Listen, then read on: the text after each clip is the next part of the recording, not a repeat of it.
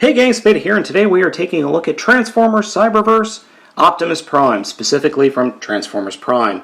Now, you will notice that this is the Commander version of Optimus. You know, we only have a Commander, a Deluxe, another Deluxe, a Voyager First Edition, a Voyager Powerizer, and now a Weaponizer.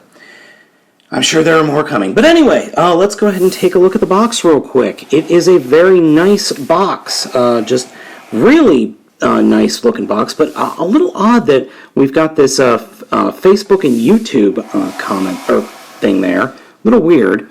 Multiple languages, and that is because this is not the US release of the figure. This is, in fact, the European release, and I got this from my good friends over at KapowToys.com, because in my area, these things are not showing up at all. So let's go ahead and get them out of the box and take a look. And here we have Prime out of the box. Now, I have to be the first to admit I am astounded with the level of detail that they have managed to cram into this little guy. Not only can he hold his weapons, but he can holster them on his back. That is a very, very cool little bit of extra awesomeness there. But the actual figure itself is incredibly well detailed. The legs are well detailed. The arms are well detailed. The chest, the face, the whole thing is really well detailed. The face itself is absolutely fantastic. I mean, it just screams Optimus Prime, and it looks really, really good. I have to admit, Hasbro and Takara have really outdone themselves with this little guy. For the size, it looks perfect. Now, posability-wise, he is actually really very posable. Head is on a ball joint. Shoulders are on ball and swivel joints. Elbows, ball joint. Shoulder pads, ball joint. Hips, ball joint. Knee, hinge joint. Unfortunately, the feet do not move. So, this guy is crazy posable. I'm just blown away just by how much thought and engineering went into this little guy. It really is quite something. His guns are that weird clear blue, energon blue, while the rest of the Cyberverse line has clear purple or red, but he can wield both guns with pretty much no problem. This ball joint on the left elbow is a little bit loose, but it's not too bad. Nothing I can't easily fix. But overall, this thing just looks great. To give you an idea of just how big this figure is, here is the Cyber Commander Prime along with the other Cyberverse Autobots. Now, I didn't include Bumblebee because, well, I don't like that figure all that much and I didn't want to transform him.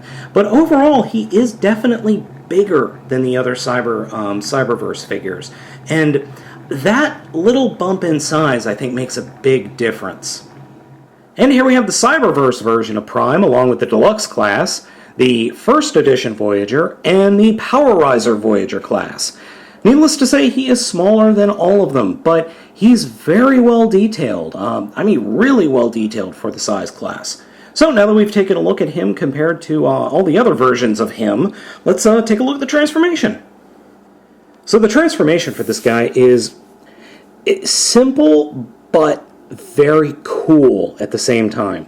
Now, before we get into that, I do want to make one mention. The only thing I don't like about this figure is the back. I really don't like this weird clear blue that they've got going on here, but it does allow for the weapons to be stored. But then there are these other, I don't know what these are. It's almost like there's something big is supposed to plug in right back here, but we'll see. Alright, so for this guy, first thing we're going to do is take the head and turn it around and fold it back into his back. Then we will take the shoulder pads and fold them up and rotate them about 90 degrees. And then we can connect them together like that. Next, just take the arms and just kind of move them and put them straight out. For the legs, take the leg, grab the wheel and the front of the leg and kind of split them in half. Like that. And then take the feet and fold the feet up into the shins and then push that front part together. Take the back part of the legs and push them together. Now this is where things get a little weird. What we're going to do is fold everything to the front of the figure, Then push the hips up into the cab.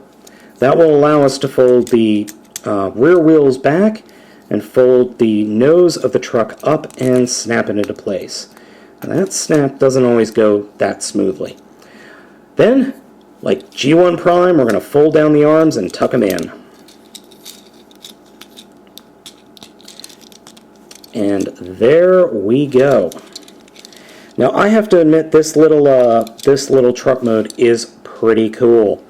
Compared to a deluxe class figure, so we'll take a look at a deluxe class Bumblebee. It is significantly smaller, but not so much so. It doesn't look, okay, it's significantly smaller, never mind. The weapons easily fit in this mode where you just plug them into the top of the wind scoop, or the wind spoiler, and there we go. A very, very cool little figure. If you've been on the fence of this guy and you haven't picked up any of the other primes, I strongly recommend picking this guy up. I mean, he's only, what, about $10? And he is totally worth it. This is an awesome, awesome little figure. I'm just blown away by just how cool this Cyber Commander figure is. This is the first one I've gotten, and I am definitely going to pick up the other ones, because if they're all this good, Hasbro has a hit on its hands if these Cyber Commander figures are as awesome as this guy is.